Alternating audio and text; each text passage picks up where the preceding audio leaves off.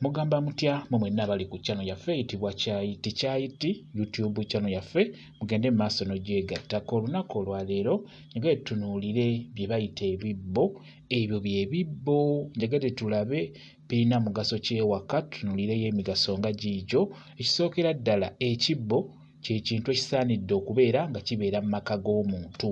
Ebyo ebintu by'olina okuba nabyo eby'enkizo mu maka ago oba mu nnyumba eyo, ebibbo kikulu nnyo okubeera nabyo. Ebibbo bwe bityo bwe bifaanana, ng'ekisookera ddala ebibbo ebyo by'olaba osobola obitambulizaamu ebintu eby'omuwendo oba ebintu ebyo ebyatika, okugeza ng'amagi, ebikopo ebyatika essowaani, ozipangamu bulungi nnyo n'ozijja ewantu n'ozitwala gy'oyagala ozitwala, oba amagi ago gapangamu bulungi n'ogatambuliza mu kibbo nga n'ono omuntu gw'oyitako mu kkubo nga tategedde ky'otutte, obikkako bulungi n'obeera ng'obitambulizaamu ne bituuka bulungi.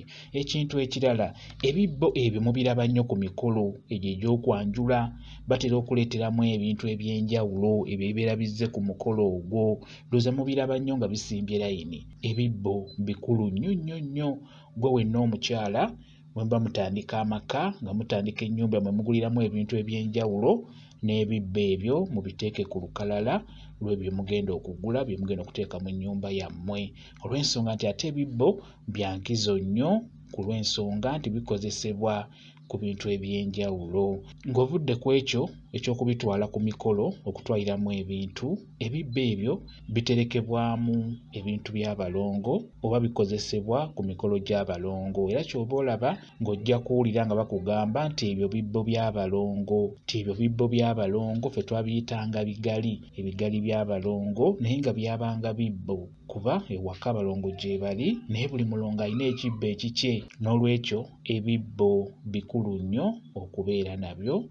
Tugeze singa obeera ofunye abalongo, kiba tekijja kusumbuwa, mujja kuba mutereeza bulungi nnyo, bifuuka ebibbo by'abalongo nga we bibeera. Ekirala, omukyala yenna ng'abadde agenda kuwaata emmere gye bayita emmere ennyige, tosobola giwaatira mu ssefuliya wadde abamu babikola, naye si kirungi. Osaanidde okufuna ekibbo ng'ekibbo ekyo kyakusibiramu mmere. Mukitegedde nga ekibbo ekyo kyakusibiramu mmere. Ne wabaawo n'ekibbo ekirala eky'okunyigiramu emmere. Abamu kye basibiramu ate era kye banyigiramu, tekiba na buzibu, naye kati ffe ewaffe twabanga n'ekibbo kye basibiramu emmere ate ne tuba n'ekibbo eky'okunyigiramu emmere. Twali tubyawula mu mbeera gye byali bifaanaganamu n'endabika, twabyawulanga ng'ekibbo kye basibiramu emmere ate si kye tunyigiramu emmere. N'olwekyo ebibbo ebyo bya makulu nnyo mu nsonga eyo. Okusiba emmere bulungi gisibire mu kibbo, otuuka okunyiga situla emmere mu ntamu mu ssefuliya ginyigire mu kibbo. Bwe muba mugenda kujjula naddala obudde obw'ekiro nga mutudde wamu mu ddiiro, situla emmere eyo ng'eri mu kibbo ekirungi ogitwale mu ddiiro, obeere ng'ogiteeka ku lujjuliro mubeere nga mujjula emmere eyo naye ng'eri mu kibbo, so si kutwala ssefuliya ya nziro mu ddiiro oba owantu we mugenda okujjulira. Ndowooza ekyo mukiraba nti ekibbo kya makulu nnyo mu maka, mu nnyumba eyo gy'obeera olimu.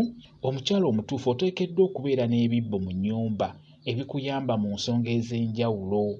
Mukitegeera, abagenyi bazze, oyagala kutwala bikopo mu ddiiro n'ogenda ng'obikwatidde mu ngalo oba n'obiteeka ku lusaniya ne bikuyiikako byonna ne bigwa wansi. So ofuna kibbo bulungi, osobola okwaliriramu akatambaala akalungi n'oteekamu oba essowaani ezo n'ozitwala mu ddiiro n'oziteeka ku dayiningi oba n'oziteeka we bagenda okuliira. N'olwekyo ebibbo bino bikulu nnyo olw'ensonga nti bikozesebwa okuyamba mu maka ago mu ngeri yonna.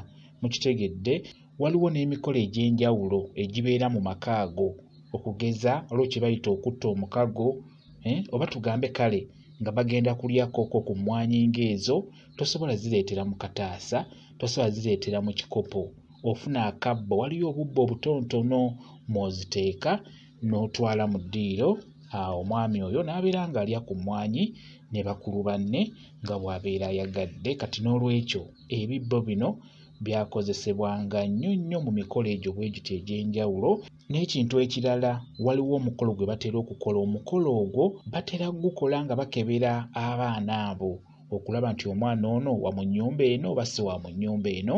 Kati omukolo gwe batera okukola batera gukolera mu kibbo.